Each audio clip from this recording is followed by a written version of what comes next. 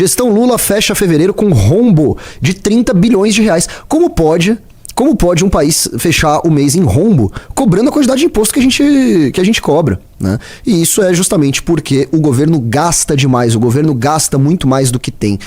Aí vocês têm que agradecer o senhor Jair Bolsonaro, né? Que foi o que abriu a porteira pós-reforma do teto, né? Que o Bolsonaro que começou a furar o teto, né? E não só no ano de pandemia, como eles dizem. Foi necessário no ano da pandemia. Mentira. Furou o teto em várias ocasiões. O Lula continua furando o teto aí também. No final das contas, aquela PEC, na prática, acabou de não valendo de nada, né? Porque ninguém respeita e o governo continua gastando e gastando a rodo. Seja bem-vindo ao Valete Plus aí, Renato, muito bom. Ô, louco. Vamos ler aqui. O governo Lula encerrou o segundo mês de 2026 com um saldo negativo de 30 bilhões de reais. O resultado reflete a persistente dificuldade em equilibrar a fatura pública, embora o montante tenha ficado ligeiramente abaixo do rombo registrado no mesmo período do ano anterior, que foi de 31,6 bilhões. Então estamos melhorando, né? Antes era 31,6, agora é 30. Quando observamos os intervalos dos últimos 12 meses, o prejuízo acumulado chega à marca de 60,4 bilhões de reais. Bilhões de reais. É realmente assustador, tá? O regime geral de previdência social permanece como principal gargalo, apresentando... Claro, porque a gente ainda vive um buraco na previdência, né? A gente tem uma população que vai ficando cada vez mais velha, né? Na prática, nós vivemos um grande esquema de pirâmide, onde os mais novos têm que pagar para os mais velhos, né? Então quem está na idade produtiva tem que pagar a aposentadoria de hoje, do cara que está aposentado hoje. Só que o problema é que a economia vai piorando, a gente tem um decréscimo populacional de pessoas jovens, então é algo que vai explodir, é uma bomba que vai estourar eventualmente. A gente teve uma reforma da Previdência, sim, durante o governo Bolsonaro, lembrando, né? Aquela reforma da Previdência, na verdade, era do governo Temer, só que ela ficou pro ano seguinte e tal, e aí foi pro governo Bolsonaro, né? Que foi aprovada. Mas não foi uma reforma suficiente. A gente já falava isso lá daquela época, né? Claro, nós nos posicionamos a favor, né? E tá certo, tinha que votar a favor daquela reforma, era uma reforma necessária e tudo mais, mas desde aquela época a gente já falava, olha, não é o suficiente, né? A gente vai aprovar essa reforma aqui, daqui 2, 3 anos, daqui não sei quanto tempo, vai ter que aprovar outra. E é fato, é o que vai ter que fazer. A Previdência continua sendo o maior problema fiscal do país. Um dos, né? Pelo menos.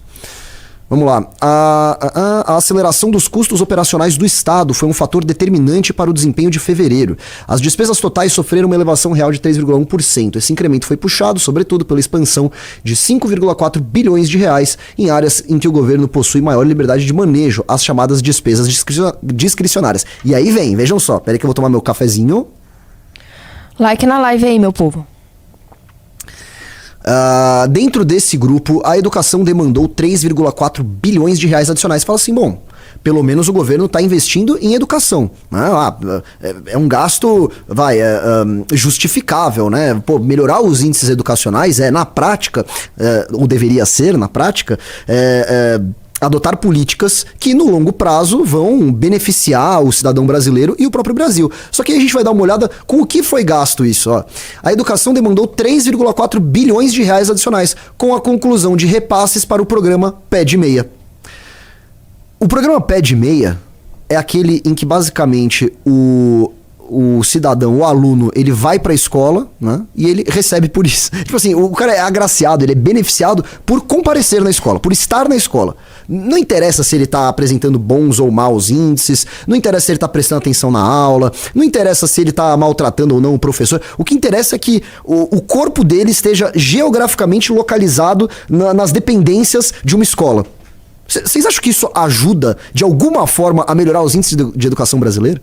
Ainda mais essas escolas que têm professores que são mal pagos, professores que não vão para aula muitas vezes, né? Quantos desses alunos que não recebem aí do PED Meia, na verdade eles estão numa sala de aula vazia, porque o professor não foi trabalhar naquele dia. Mas pelo menos eles estavam na sala de aula. Isso não resolve nada, é só ver. Todos os governos petistas, quando eles aumentaram os gastos com educação, eles não conseguiram melhorar os índices. Olha, em qualquer lugar do mundo isso é visto como um fracasso retumbante. Imagina que você tem uma empresa E aí você tem uma área daquela empresa que tá indo mal. E aí você começa a injetar dinheiro lá. Você fala, não, vamos ver se vai melhorar. E aí, ao invés de melhorar, aquela área piora, mesmo com mais dinheiro. Esse é o nível da incompetência que nós estamos falando aqui. Lembrando do senhor Fernando Haddad, né? Fernando Haddad, que hoje é ministro da Fazenda, mas já foi, durante os governos Lula e Dilma, final do governo Lula e começo do governo Dilma, foi ministro da Educação. E durante a gestão de Fernando Haddad na pasta da educação, aconteceu exatamente isso. Houve um aumento considerável de gasto com educação e mesmo assim os índices pioraram, meus amigos. Isso é inacreditável. É um nível de incompetência que realmente parece que só o Partido dos Trabalhadores é capaz de realizar. Ah, e a gente elege o Bolsonaro. Não, Bolsonaro, né? Preocupado com a educação, né? Todo aquele lance do Olavo de Carvalho, vamos produzir cultura, porque o jovem tem que ser mais educado. Aí a gente coloca...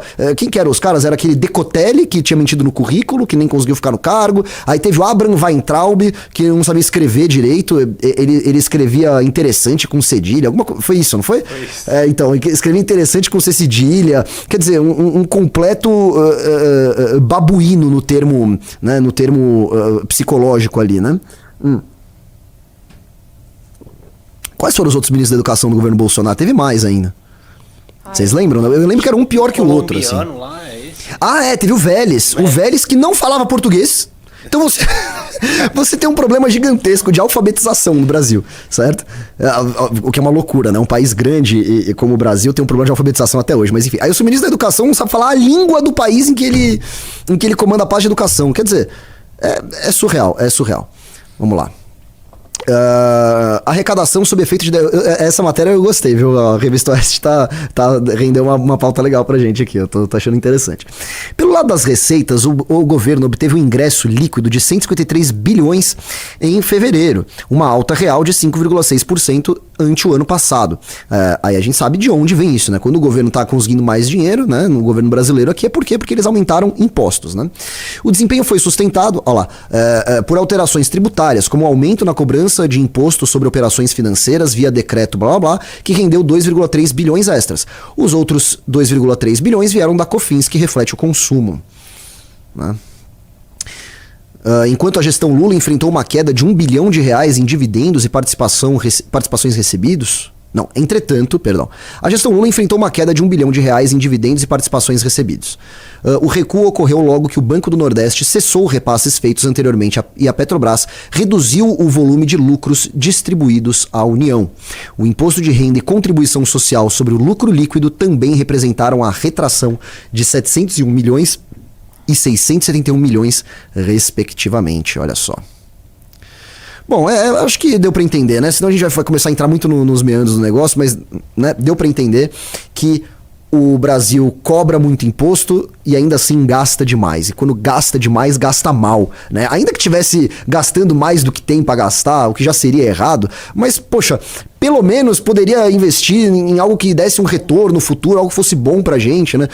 Sei lá, investir em segurança pública, investir em desfavelização, investir na educação de forma efetiva, enfim, tantas coisas poderia investir, né? E escolhe gastar o dinheiro mal dessa forma. E claro, nunca se fala em corte de gastos, né? Nunca se fala em diminuição da máquina estatal, nunca se fala em cortar privilégio, não se fala em absolutamente nada. E aí quando eu digo que não se fala nesses temas, eu não coloco só o PT não, mas o próprio Flávio Bolsonaro, que é pré-candidato à presidência da República. Ele tá aparecendo em primeiro, muitas vezes em segundo lugar nas pesquisas, ou seja, né, o cenário provável, o cenário atual, se a eleição fosse hoje, significa que haveria um segundo turno entre Lula e Flávio Bolsonaro. Dois candidatos que não tocam nesses problemas, né? Quer dizer, o Lula, imagina, né? O Lula, a promessa dele é gastar ainda mais. O Flávio Bolsonaro, ninguém sabe o que ele acha, né? Ninguém sabe o que ele pensa porque ele não pensa nada. Essa é a grande verdade.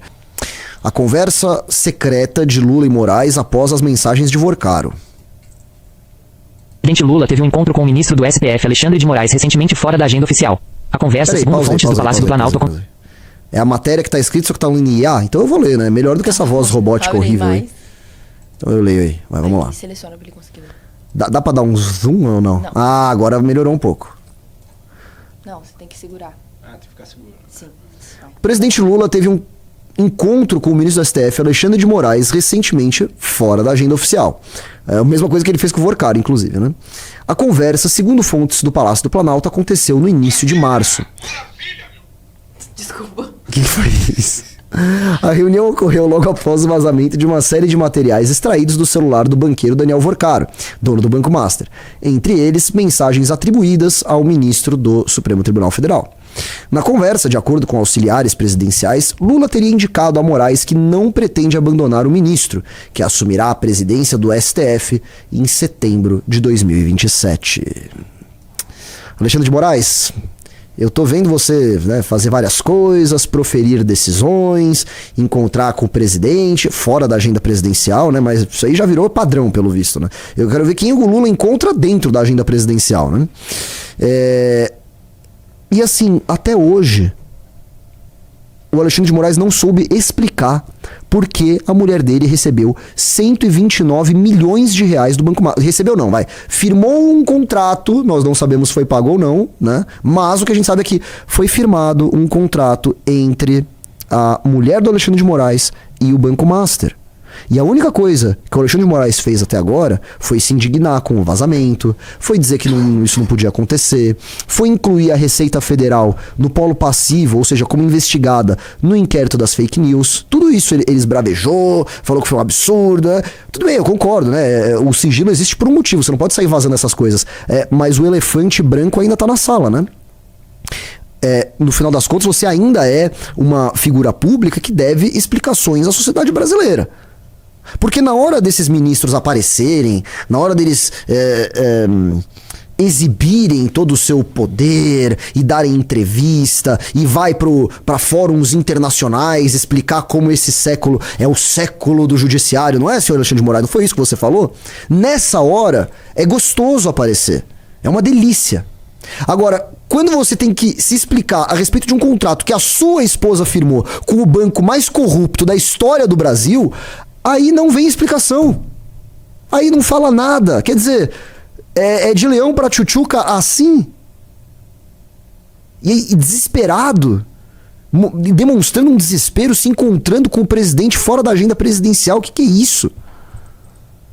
Se recomponha, Alexandre de Moraes. Se recomponha. Se você é inocente, e eu espero que seja, né?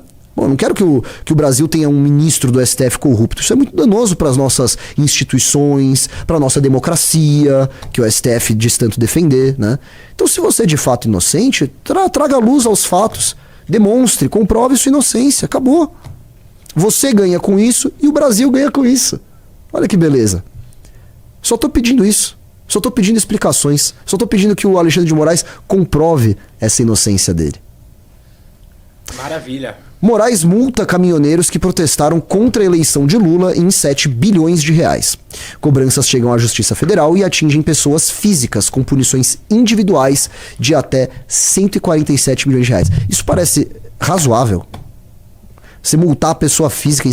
Eu nem sei qual é o teor, talvez ele até esteja certo, talvez eles tenham bloqueado rodovias, o que não pode fazer, pode ser, mas 147 milhões de reais para uma pessoa física, num país em que se você mata uma pessoa, a sua chance de ser pego é de 3%. Quer dizer, tá tudo errado, isso não é justiça. Vamos ver.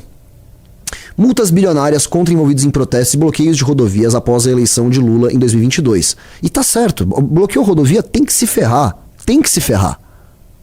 O teor do negócio não tá errado, mas a proporcionalidade, a forma como se aplica a lei para uns e não para outros, tá errada. Ou o Alexandre de Moraes já chegou a aplicar uma multa de 147 milhões de reais no Guilherme Boulos, que hoje é ministro de Estado. E a gente sabe que passou a vida dele ali, nunca trabalhando, mas sempre junto do MST, bloqueando rodovias, queimando pneu em rodovia. Ah, não, putz, pra ele não teve. E aquelas pessoas do MST que invadiram o Congresso Nacional e depredaram, da mesma forma que aconteceu no dia 8 de janeiro. Elas estão presas até hoje?